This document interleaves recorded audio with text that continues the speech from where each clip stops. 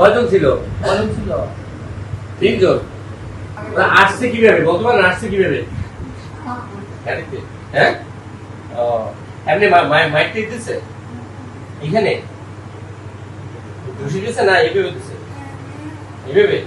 ও, এখানে দিছে? হ্যাঁ? এইখানে মারছে? এখানে আর এখানে? ও।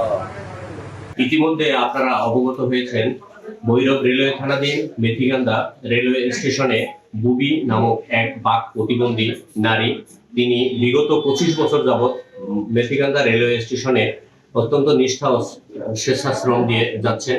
তিনি গত 4/7/2026 তারিখ অজ্ঞাতনামা কয়েকজন দুষ্কৃতকারীর মাধ্যমে আক্রান্ত হন। তার রুমে তিনি অবস্থান করতেছিলেন, তখন কয়েকজন দুষ্কৃতকারী তার রুমে প্রবেশ করে তার রুমে থাকা 20,000 টাকা মতো নিয়ে যায় এবং সেখানে তাকে আহত করার পরপরই তাকে স্টেশন মাস্টার অন্যান্য সহকারী স্টেশন মাস্টারের সহায়তায় তাকে রায়পুরা উপজেলা স্বাস্থ্য কমপ্লেক্সে প্রাথমিক চিকিৎসার জন্য নিয়ে যান।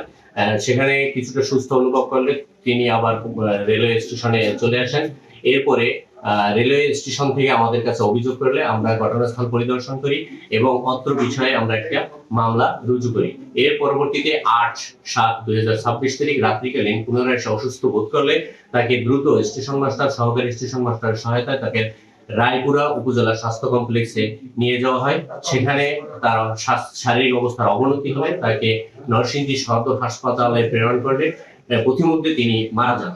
অত্র বিষয়ে আমরা র্যাব এর সহায়তায় এবং Dhaka railway DB police, Bhairab railway থানা এবং জেলা পুলিশের সহায়তায় আমরা 5 জন ইতিমধ্যে আসামি গ্রেফতার করতে সক্ষম হই।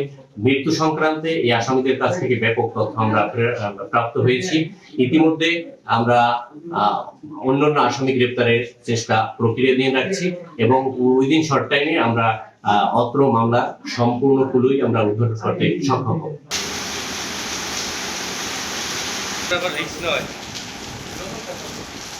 পাল্টাই আছে না